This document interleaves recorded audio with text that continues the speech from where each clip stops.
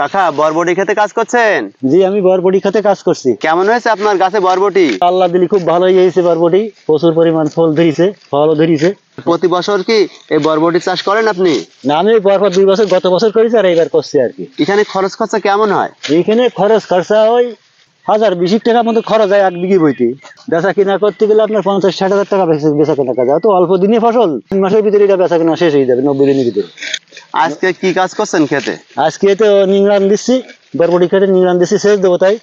ঘাস পরিষ্কার করছেন? হ্যাঁ, ঘাস পরিষ্কার করছি। এখানে কোন পরিচর্যা গুলো বেশি করতে হয়? এখানে স্প্রেটা বেশি যায়, এতে একদিন বাদে একদিন স্প্রে দিতেই হবে। আর সার মাটি?